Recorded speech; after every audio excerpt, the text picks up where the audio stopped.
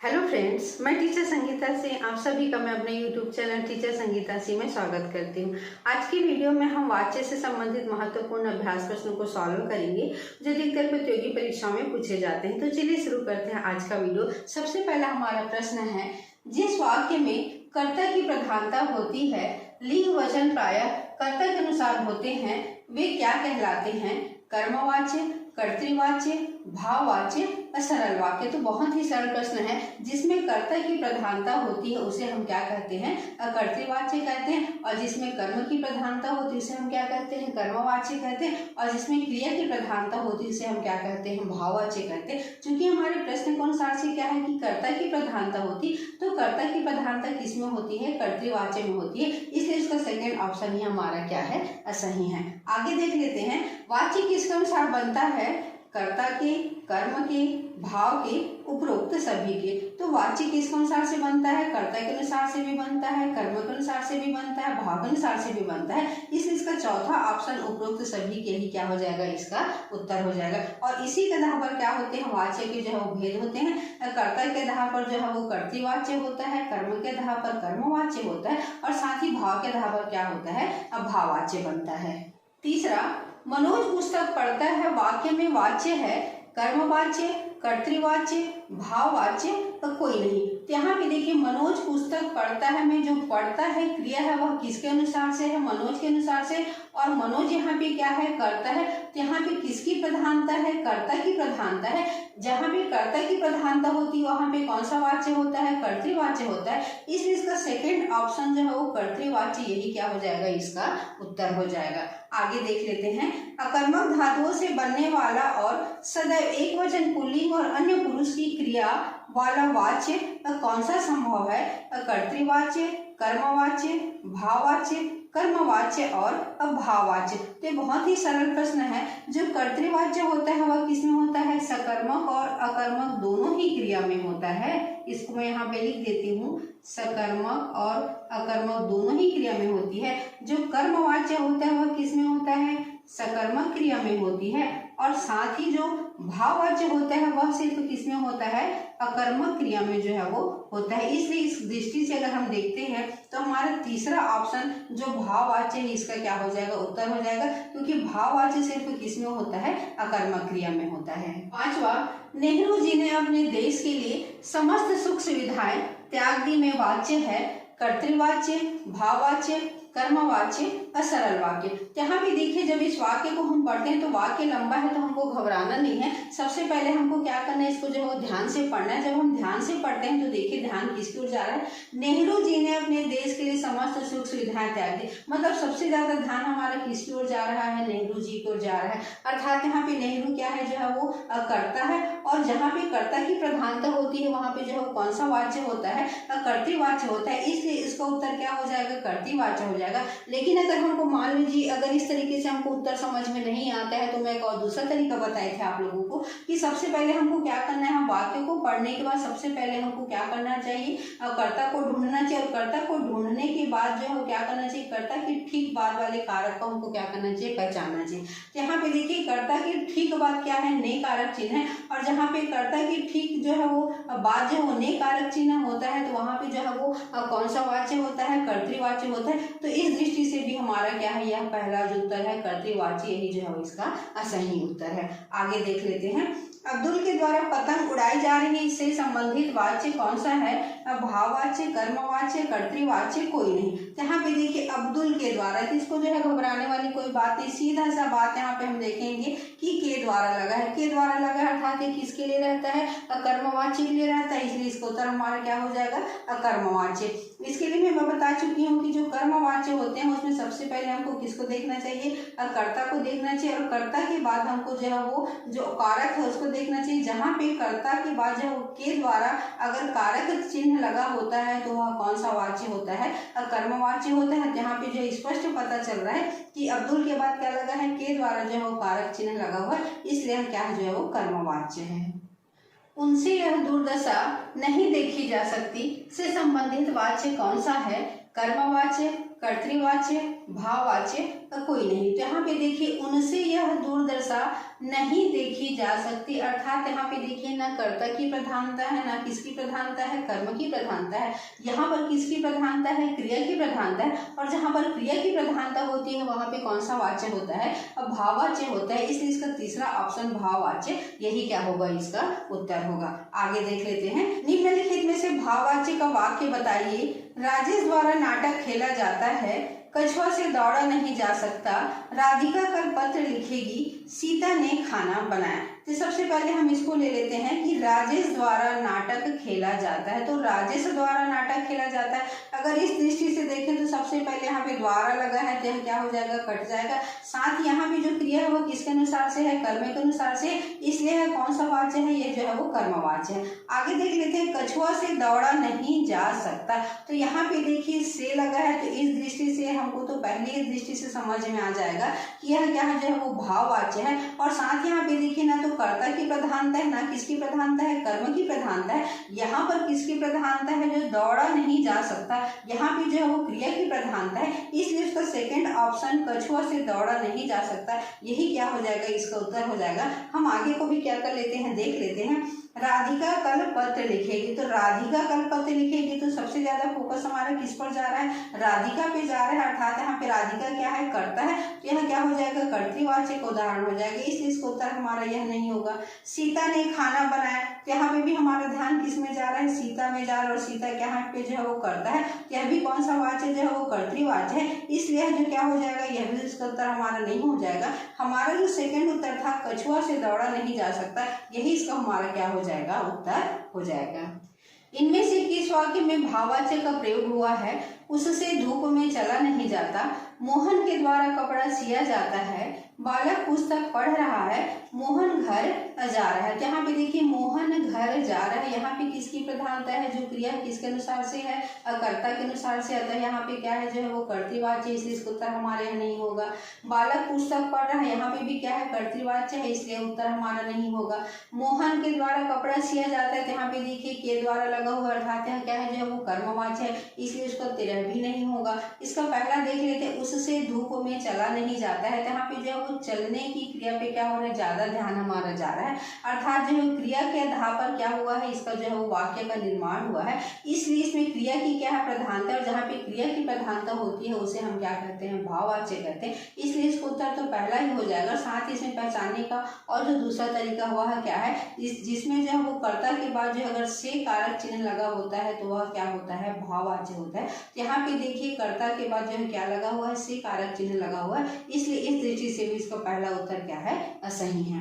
आगे देख लेते हैं, इनमें से कौन सा वाक्य कर्तृवाच्य में है, खाना बना दिया गया है, प्रार्थना पत्र दिया जा चुका है, मुझसे चला नहीं जाता, मैं पुस्तक पढ़ रहा हूँ। बहुत अच्छा प्रश्न है। देखिए यहाँ पे कर्तृवाच्य की परिभाषा क्या होती है, जिसमें क्या होती है, कर्ता की प्रधानता होती है, उसे हम क्या कहते हैं, कर्तृवाच्य कहते हैं। यहाँ पे हम देखते हैं कि जो वाक्य हमको दिया गया उसमें कर्ता की प्रधानता जो है वो किस वाक्य में। तो सबसे पहले पहला वाला को देखते हैं, खाना बना दिया गया है। तो खाना बना दिया गया, यहाँ पे कर्ता स्वयं न कह करके कोई दूसरा व्यक्ति कह रहा है कि खाना बना दिया गया है, इसलिए यहाँ पे तो हमको नहीं लग रहा है कि जो है वो कर्ता की क्या है, प्रधानता, इसलिए पहला वाला तो कट जाएगा। दूसरा को देख लेते हैं, प्रार्थना पत्र दिया जा चुका है, इसमें भी हमको पता नहीं चल रहा है कि प्रार्थना पत्र जो है वो किसने दिया है, इसलिए अभी क्या हो जाएगा, कट जाएगा।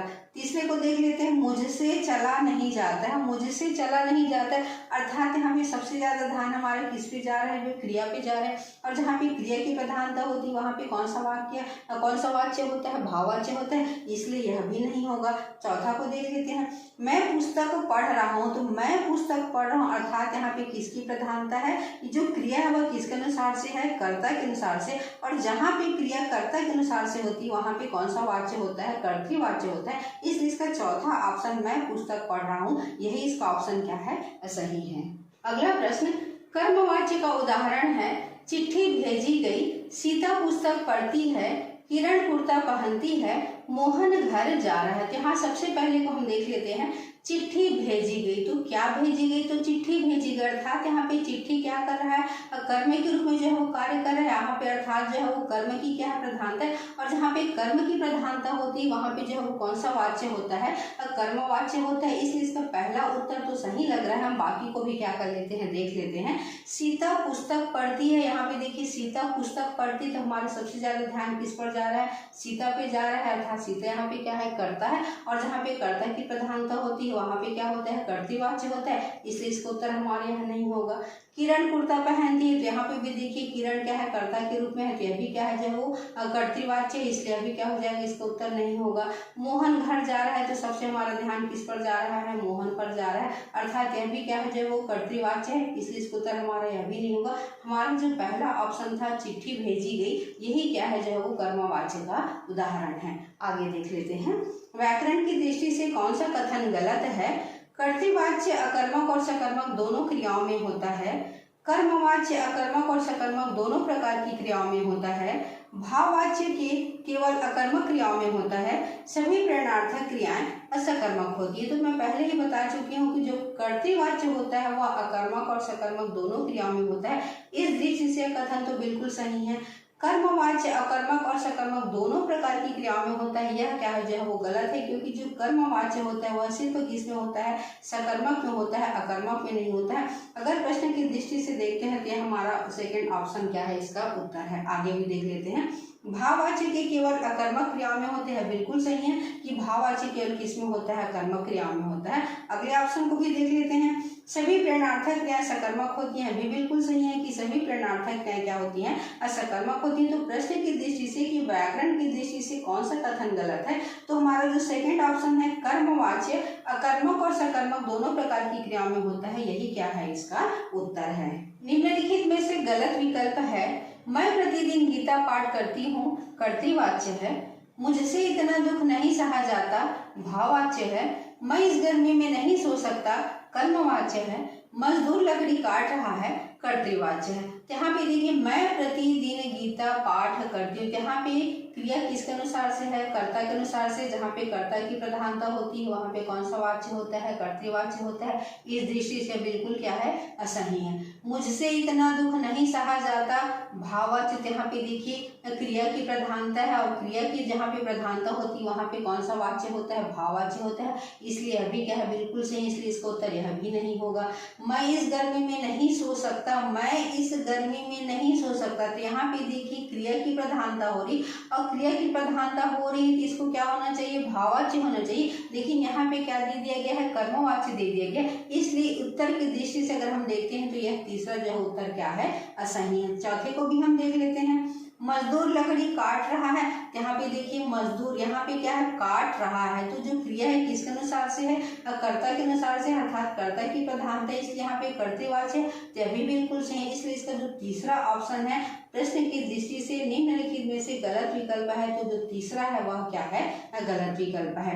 आगे देख लेते हैं। भगवान द्वारा हमारी रक्षा की जाती है, वाक्य किस वाच्य से संबंधित है, कर्तृवाच्य, कर्मवाच्य, भाववाच्य, कर्मधारय और वाच्य। तो बहुत ही सरल है, द्वारा लगा हुआ, अर्थात यहाँ पे जो है वो कौन सा वाच्य है, कर्मवाच्य है। अगला प्रश्न, कर्तृवाच्य में क्रिया के लिंग, वचन व पुरुष का रूप किस शब्द से प्रभावित होता है, क्रिया से, कर्ता से, कर्म से, संज्ञा से। बहुत ही सरल प्रश्न है, किससे प्रभावित होता है, कर्ता से प्रभावित होता है। क्या वे लिखेंगे वाक्य का भाववाच्य में परिवर्तित रूप है, क्या उनसे लिखा जाएगा, क्या वे लिख सकते हैं, क्या वह लिखेगा, क्या वे लिख सकेंगे। तो यहाँ पे देखिए क्या वे लिख सकते हैं, क्या वह लिखेगा, क्या वे लिख सकेंगे। तीनों ही वाक्य में क्या है, कर्ता और प्रधान है। जो क्रिया है किसके अनुसार से, कर्ता के अनुसार से। सिर्फ जो पहला वाक्य है क्या उनसे लिखा जाएगा, इसमें क्या लिखा जाएगा, यह किसके अनुसार से है, क्रिया के अनुसार से, अर्थात जो क्रिया की प्रधानता है। इसलिए इसका जो पहला वाक्य है क्या उनसे लिखा जाएगा, यही क्या हो जाएगा, इसका उत्तर है। एक दृष्टि से इसको भी पहचान सकते हैं। दूसरे यहाँ पे देखिए से लगा हुआ है उनसे, तो इससे भी हम पहचान जाएंगे कि यह क्या है, जो है वो भाववाच्य है। अगला प्रश्न, आदेश का पालन कीजिए वाक्य में प्रयुक्त वाच्य है, कर्तृवाच्य, कर्मवाच्य, भाववाच्य और कोई नहीं। हम क्या करते हैं, सबसे पहले इस वाक्य को जो है वो ध्यान से पढ़ते हैं। देखिए आदेश का पालन किया जाए। तो यहाँ पे आदेश जो है वो किसके रूप में है, कर्म के रूप में, अर्थात जो क्रिया है उसमें जो है किसकी प्रधानता है, कर्म की प्रधानता है। और जहाँ पे कर्म की प्रधानता होती है वहाँ पे कौन सा वाच्य होता है, कर्मवाच्य होता है। इसलिए इसका जो सेकंड ऑप्शन है कर्मवाच्य ही क्या हो जाएगा, इसका उत्तर हो जाएगा। आगे देख लेते हैं किस विकल्प में भाववाच्य है। यह पुस्तक पढ़ी गई थी, मोहन से बैठा नहीं गया, 3 लुटेरे पकड़े गए, अशोक ने खाना खाया। तो इसका उत्तर मैं बार बार बता चुकी हूँ कि अगर मान लीजिए कर्ता के साथ अगर से कारक चिन्ह लगा होता है और जहाँ पे क्या होती है, क्रिया की प्रधानता होती है, वहाँ पे क्या होता है, भाववाच्य होता है। तो यहाँ पे देखिए मोहन से बैठा नहीं जाता, तो हमारा सारा ध्यान किस पे जा रहा है, बैठा नहीं गया पे जा रहा है, अर्थात यहाँ पे किसकी प्रधानता है, क्रिया की प्रधानता है। इस दृष्टि से भी है क्या है, भाववाच्य है। साथ ही कर्ता के ठीक बाद जो है वो कौन सा कारक चिन्ह लगा है, से कारक चिन्ह लगा है। तो इस दृष्टि से भी है क्या है, भाववाच्य। इसलिए इसका सेकंड ऑप्शन मोहन से बैठा नहीं गया, यही क्या है, भाववाच्य है। अगला प्रश्न कर्मवाच्य से संबंधित वाक्य है, आपका कार्य कर दिया है, बच्चा सो चुका है, सैनिक दिन रात सीमाओं की रक्षा करते हैं, वह पुस्तक अब पढ़ रहा है। तो इतने सारे नियम बताए हैं, तो इससे स्पष्ट हो चुका है कि जो पहला ऑप्शन है हमारा, आपका कार्य कर दिया गया है, किससे संबंधित है, कर्मवाच्य से असंबंधित है। आगे देख लेते हैं वाच्य के कितने भेद होते हैं, 2, 3, 4, 5। तो बहुत ही सरल प्रश्न, वाच्य के कितने भेद होते हैं, 3 भेद होते हैं, कर्तृवाच्य, कर्मवाच्य और क्या होते हैं, अब भाववाच्य होते हैं। और तीनों को पहचानने का आसान तरीका क्या है, कलेक्ट्रिक के माध्यम से बताई थी, आज भी क्या कर दी थी, इसको मैं लिख देती हूँ। देखिए कर्ता के साथ यदि शून्य कारक या ने कारक लगा होगा तो यह क्या हो जाएगा, कर्तृवाच्य हो जाएगा। साथ ही यदि कर्ता के साथ क्या होगा, के द्वारा या कर्ता का लोप हो गया होगा तो वहां पे कौन सा कारक होगा, वह जो होगा कर्मवाच्य होगा। और तीसरा होगा यदि कर्ता के साथ से कारक चिन्ह होगा तो वह क्या होगा, भाववाच्य होगा।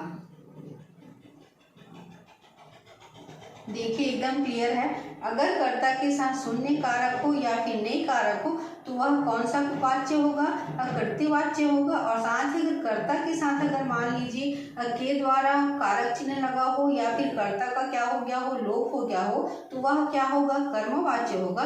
यदि कर्ता के साथ जो है वो क्या लगा होगा, से कारक चिन्ह लगा होगा तो वह क्या होगा, भाववाच्य होगा। तो इस तरीके से छोटे से ट्रिक के माध्यम से भी हम क्या कर सकते हैं, कर्तृवाच्य, कर्मवाच्य, भाववाच्य को भी क्या कर सकते हैं, पहचान सकते हैं। तो ये था आज का एक छोटा सा वीडियो जिसमें मेरे द्वारा जो है वो 20 वस्तुनिष्ठ प्रश्नों को सॉल्व कराया गया है। अगर आज आप लोगों को वीडियो अच्छा लगा होगा तो वीडियो को लाइक कीजिएगा, कमेंट कीजिएगा और शेयर कीजिएगा। अगर आप मेरे चैनल में नए हैं तो चैनल को सब्सक्राइब भी कीजिएगा।